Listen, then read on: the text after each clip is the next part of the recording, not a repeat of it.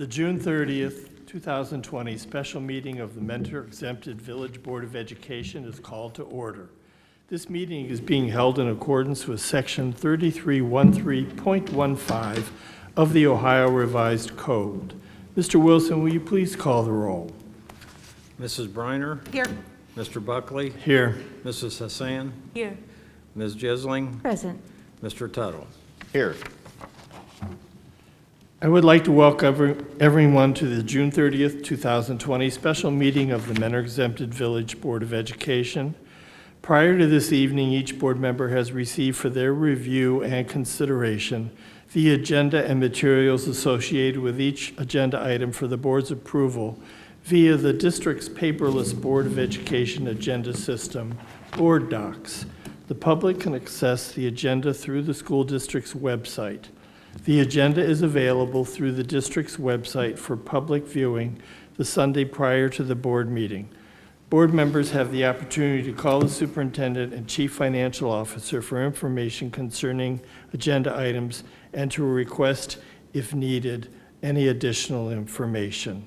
This meeting is being televised on a delayed basis and will be shown on channels 1026 in Mentor and channel 1025 in Mentor on the Lake. It can also be found on our YouTube channel, Cardinal TV, Mentor, Ohio. Would you please join me in the Pledge of Allegiance? I pledge allegiance to the flag of the United States of America and to the republic for which it stands, one nation, under God, indivisible, with liberty and justice for all.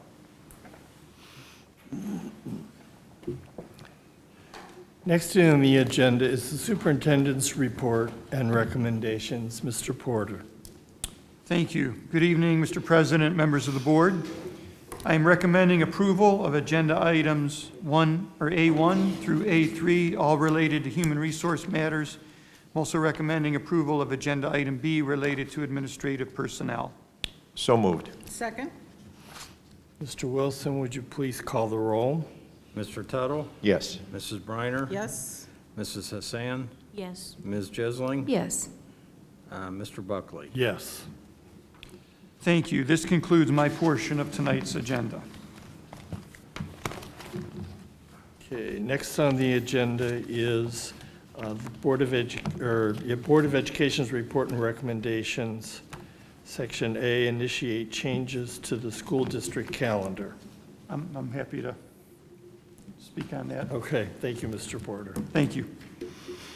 With the COVID situation continuing into the new school year and still not having guidance yet from the state, we first discussed internally the idea of moving the school year back for just, for this 1 year moment in time for the coming year. And there are a couple of different factors that weighed into that. One being, it's hot enough in August in our mostly non-air conditioned classrooms around the district. And if we are mandated to wear masks, or even if masks are voluntary, which we are still, working toward that conclusion, I find it very difficult to imagine our students having to wear masks under those conditions. Secondly, if there's an expectation to have, changes in operation, which, we've been told to expect, that will have significant impact on personnel, transportation, student schedules, cleaning protocols, lots of different operations of the school. So we surveyed recently our parents, our certified staff, our classified staff, and all three stakeholder groups heavily supported, moving the calendar year back, the starting time back and the finish time back for this school year. 74% of parents thought it was a good idea, 71% of classified staff, and 64% of certified staff. So the recommendation that I have, and there's no vote tonight, So this is simply a public hearing, and a discussion. We would like to back the start date up from the original August 20th as the start date for students to September 2nd. Closer to Labor Day. Labor Day this year is rather late. It's September 7th. And so we felt that, moving it back to either right before Labor Day or right after Labor Day would make sense. The year then, from that point, is rather compacted for students. I do need to mention it's the same number of student days planned as a typical year. But what we would do is take some of the teacher record days, self-directed professional development days, or specific professional development happening, and move those to the front of the school year at the beginning of the year instead of spreading it out throughout the year. And if we did that, we could end the school year with students on June 4th, which we felt was important, and not moving it back too many weeks. Otherwise, we'd be ending somewhere between June 11th and June 14th or 15th. And so that would be the goal. And then at the front end, we've had some discussions this week with leadership from both associations, MTA and MCE, and talking. We would need to talk about what those days would look like. We would have to shift those days forward and talk about that with them. But we would like to, begin with the student schedule changing for next year. You have 2 copies at your place. The original 2021 calendar, which was voted and approved probably 1 or 2 years ago, that's unmarked. And then we tried to recognize the other changes in print by showing you some of those dates. A lot of those would turn into regular school days. First day of school, September 2nd. Last day of school, June 4th. And then some of those other days that would have been professional development or records days would turn into regular school days with all students and staff reporting. So before we open it up to a public hearing for anyone who would want to speak at the podium there, are there any questions or comments from the board? I do. Did you consider starting after Labor Day, Bill? I did. One of the downsides, because Labor Day itself is so late, starting after Labor Day, that would be September 8th, we would end up moving the finish of school back to the 11th or 14th or 15th, which we felt for this 1 year swing, if we could keep it closer to the finish line. We're only about 8 days removed from the finish line in this version, whereas we would be a whole 2 weeks behind if we didn't compact it, if we started moving the start date back any further. Secondly, do we see the kids going to school on Election Day in November? And will that impact, I know we've moved most of voting out of our schools. Is that going to affect our schools at all? I would hope not. We only have 1 or 2 schools left that have elections held inside them. And on those days, we have extra security available. But a lot of the election sites have moved out of our schools. And I think in those 2 schools, it's kind of separated out for the most part, a separate entrance. It has Is been. Not? Yes.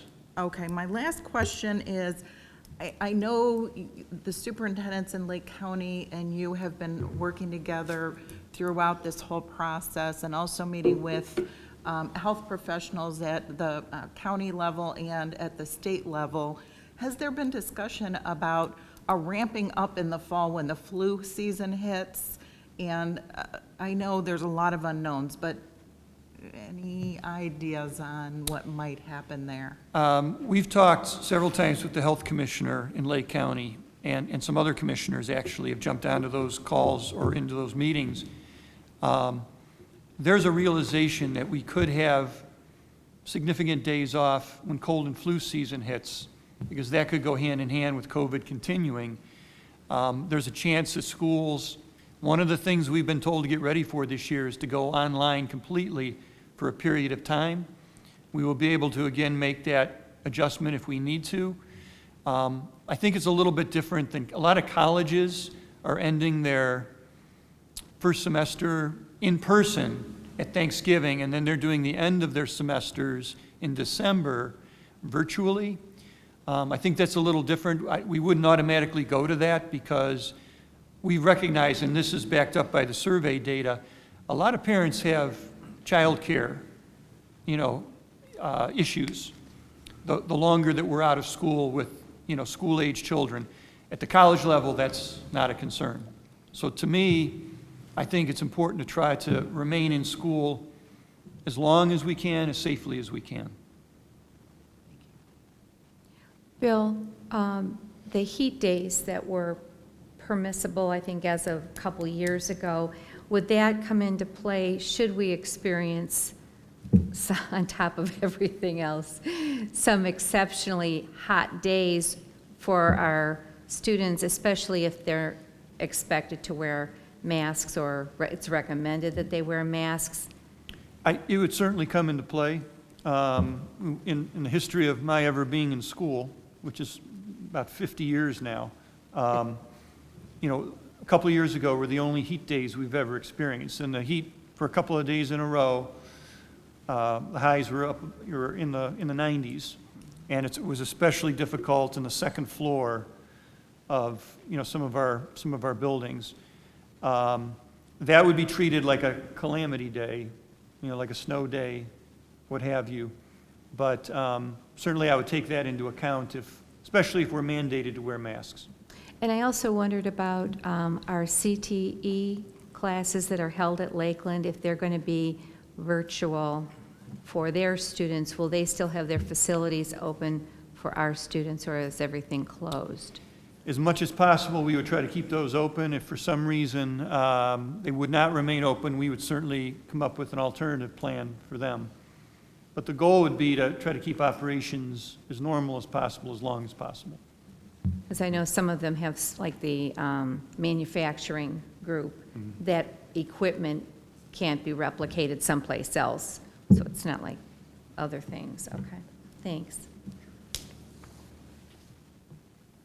Any other questions, comments? At this time, then, we would open it up to any public comment at the podium.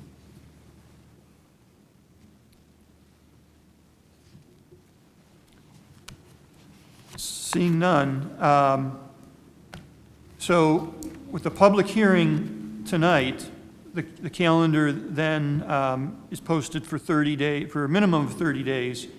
What I would recommend in order to expedite the change and make it final would be if we could potentially have a special board meeting at the end of July. I would rather not wait until our August 11th regular board meeting, as that's starting to, calendar-wise, move pretty close to our original start date of August 20th. But if we could have a special board meeting on July 30th, just to do a final vote on this, if people would be willing to look at their calendars. It's good for me.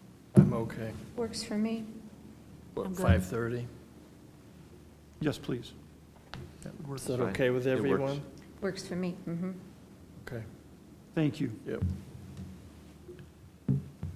5:30? Yep, on the 5:30. 30th.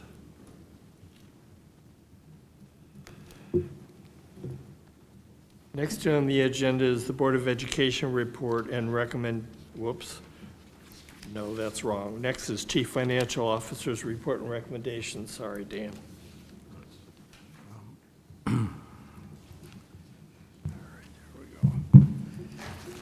Yes, I'm recommending the Board of Education approve agenda items 5A, B, and C, which are financial transactions, fund transfers, appropriation modifications, and supplemental appropriations so that we can close the 2019-2020 fiscal year books. So moved. Second.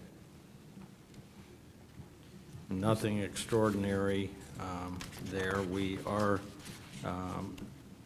subsidizing the athletic program an additional $42,000 above the budgeted subsidy. Again, we anticipated that as one of the things we identified when we estimated the impact from the COVID-19 impact on the district. With the exception of that, they're relatively routine annual items. Please call the roll, Mr. Wilson. Ms. Jisling? Yes. Mr. Tuttle? Yes. Mrs. Briner? Yes? Mrs. Hassan? Yes. Mr. Buckley? Yes. And then I ask that the Board of Education approve the temporary appropriations as presented in Agenda Item D. So moved. Second? And again, this is our normal practice of opening the year with 50% of last year's actual spending and the unused portion of state and federal grants. And we'll present the final appropriations to the board at the September's meeting. Would you please call the roll? Mrs. Briner? Yes? Ms. Jisling? Yes. Mrs. Hassan? Yes. Mr. Tuttle? Yes. Mr. Buckley? Yes. Next on the agenda, we'll be moving to executive session. Could I have a motion, please? So moved. Second? We will be considering employee negotiations and discussing the sale of real estate. Would you please call the roll, Mr. Wilson? Mrs. Briner? Yes? Ms. Jisling? Yes. Mrs. Hassan? Yes. Mr. Tuttle? Yes. Mr. Buckley? Yes. Don't anticipate that we'll be voting on anything when we come back other than adjournment.